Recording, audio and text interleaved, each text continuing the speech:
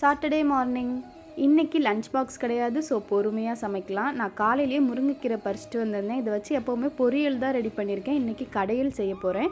துவரம் பருப்பை லைட்டாக வறுத்துட்டு 2-3 டைம் நல்லா வாஷ் பண்ணிட்டு அதுக்கப்புறமா வேக வைக்கிறதுக்கு போட்டுக்கலாம். அதோட கொஞ்சம் வெங்காயம், மஞ்சத்தூள் சேர்த்துக்கோங்க. மிளகாய் செடி வீட்லேயே இருக்கிறதுனால தேவைப்படுறப்ப நான் பறித்து இதில் யூஸ் பண்ணிக்கிறது. இப்போ 4 பச்சை மிளகாய் சேர்த்துருக்கேன். இப்போ பருப்பு நல்லா வெந்துருச்சு. இதில் தக்காளி சேர்த்துட்டு தக்காளி நல்லா வெந்து வந்தோடனே கீரை இதில் சேர்த்துக்கலாம். கீரையும் நல்லா இப்போ வெந்துருச்சு. இதில் இருக்க எக்ஸ்ட்ரா தண்ணியை வடித்து எடுத்துக்கலாம். இப்போ ஒரு தாளிப்பு பேனில் மிளகோட சீரகத்தையும் சேர்த்துட்டு தட்டி வச்சுருக்க பூண்டு சேர்த்து நல்லா வறுத்துட்டு கீரையில் சேர்த்துக்கலாம். இப்போ அதில் உப்பு கொஞ்சம் சேர்த்துட்டு நம்ம எக்ஸ்ட்ரா வச்சுருக்க தண்ணியும் இதில் சேர்த்து கீரையை நல்லா கடைஞ்சி எடுத்துக்கோங்க. இந்த மாதிரி நல்லா கடைஞ்சிக்கோங்க. அவ்வளோதான். இப்போ தாளிப்புக்கு கொஞ்சமாக எண்ணெய், கடுகு, பெரிய வெங்காயம், வரமிளகாவை இந்த மாதிரி கிள்ளி சேர்த்துக்கோங்க.